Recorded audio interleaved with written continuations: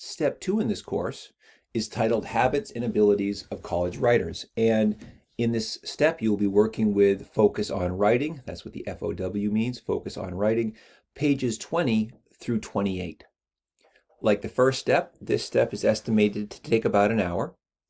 We are continuing to develop reflective awareness and personal insight into your experiences with reading and writing.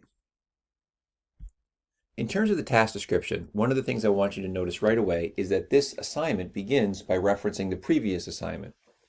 As I mentioned in step 1, this is a common feature of this class. All of the steps are connected, so the work done in one is related to the work that happens in another. Sometimes this happens immediately, and sometimes you'll see references to much earlier steps much later in the course. In step 1, you documented some initial thoughts about what it means to read actively and rhetorically. You'll revisit these thoughts later on when you compose a more formal narrative about your reading and writing practices. For now, I ask you to shift your attention to step 2, where you will continue to expand our collection of thoughts by reflecting on your capabilities with reading and writing.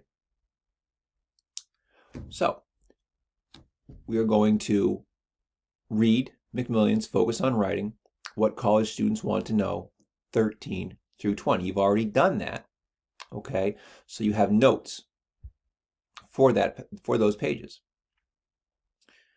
When you are done, apply active reading to pages 20 through 28, stopping at Guide for Writing Instructors.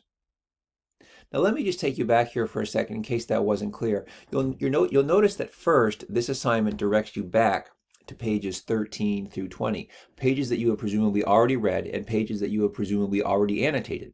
Because you have annotated those pages, your review of those pages might be fairly quick. That is, you can look back over them to get a sense of the major notes that stood out to you.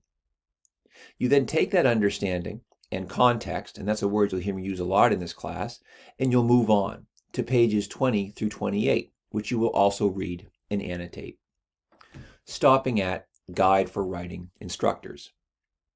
When you are done, review the active reading materials you generated for these pages and take 250 or more, or I guess I should say and more words to address these two questions from the Connect box on page 27.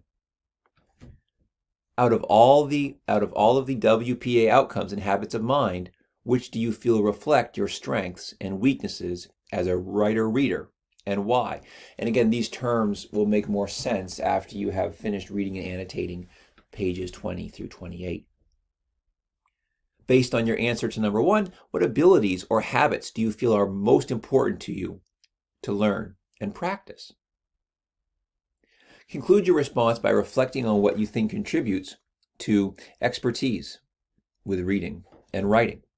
So again, you'll address the assignment, you'll move through the assignment, and you will submit the assignment to this Canvas site.